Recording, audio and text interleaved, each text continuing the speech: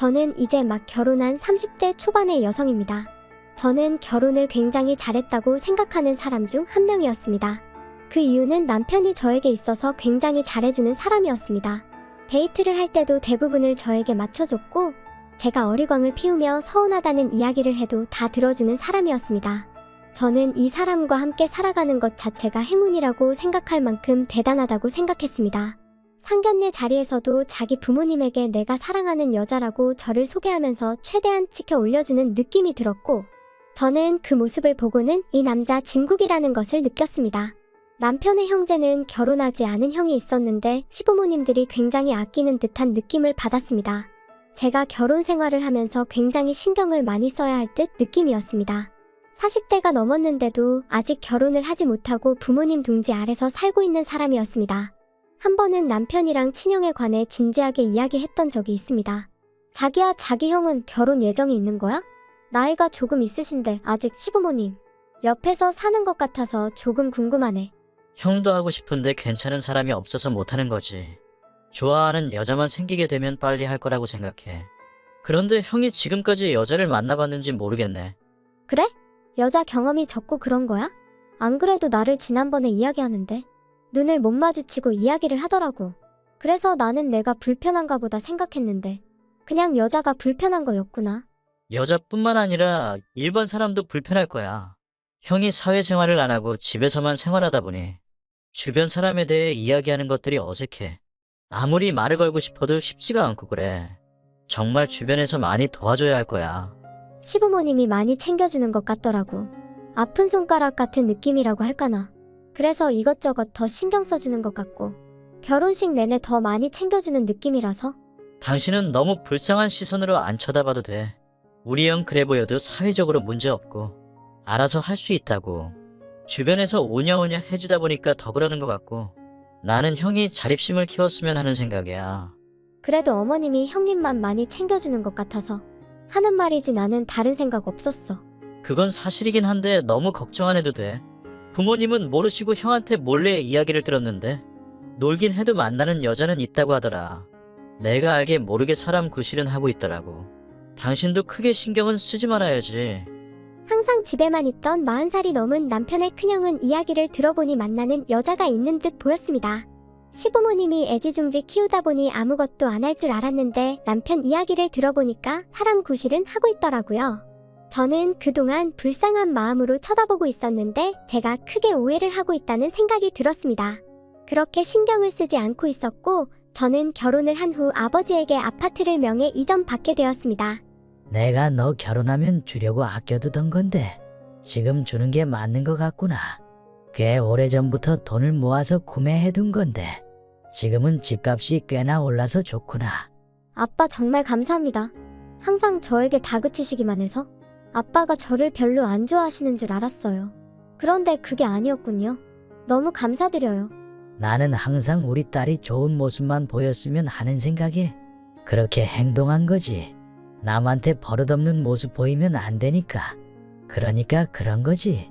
너무 나를 안 좋게 생각하지는 말아라. 아니에요, 아빠. 다 저를 위해서 그러신 거잖아요. 저는 항상 믿고 있었고 앞으로도 믿을 거예요. 이 아파트는 저희 갑으로 가지고 있을게요. 아빠가 준 아파트를 함부로 하지 않을 거예요. 너가 그렇게 소중히 여겨준다면 나야 고맙지. 그래도 돈이 꼭 필요한 순간에는 팔아야지. 인생에 있어서 선택을 해야 하는 순간들 말이야. 그 순간이 되면 꼭 팔아야 한단다. 네, 명심할게요, 아빠. 그리고 감사합니다. 앞으로 제가 돈 더 많이 벌어서 효도할게요. 아빠는 그때까지 오래오래 행복하게 사셔야 됩니다, 꼭이요. 저희 아빠가 구매한 아파트 10년 만에 2배 이상 시세가 오르면서 10억에 육박하고 있었습니다. 그런 아파트를 저에게 명의 이전을 해줬고 저는 아빠에게 엄청나게 고마움을 가지고 있었습니다. 돈이 꼭 필요한 순간에는 아파트를 팔아서 사용하라고 하셨습니다. 결혼 생활을 하는 동안은 부족함이 크게 없었기에 저는 그럴 필요가 없다고 생각했기에 월세를 받고 있었습니다.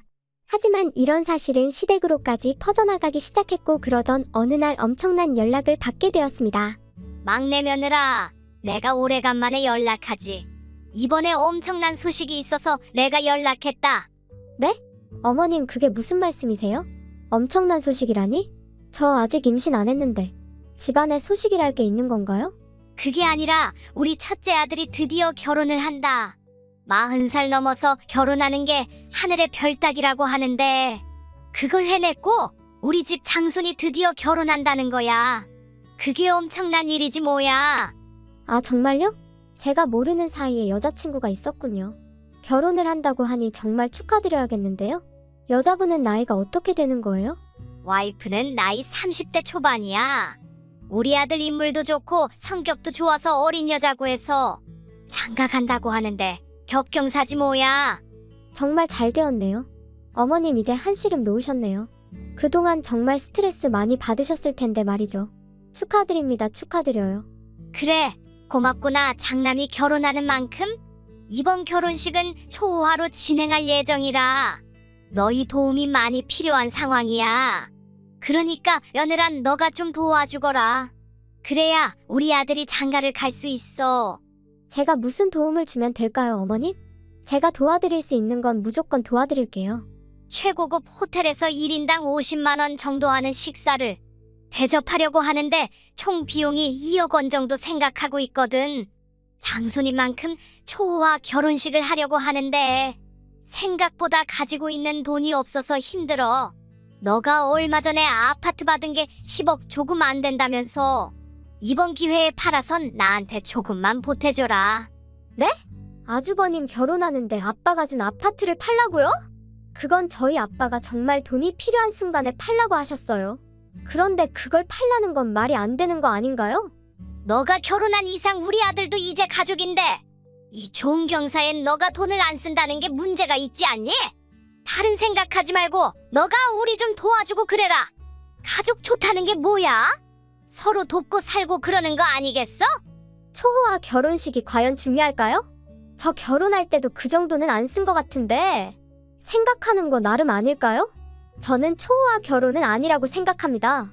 그건 막내 며느란 네 생각이고 나는 너랑 생각하는 게 조금은 많이 달라. 너는 항상 너무 부정적인 게 문제야. 그러지 말고 아파트 팔아서 2억 원만 나한테 줘봐. 우리 첫째 아들 아주 행복하게 결혼할 수 있다고. 아니 어머님 됐습니다. 그런 부탁을 할 거면 앞으로 연락하지 마세요.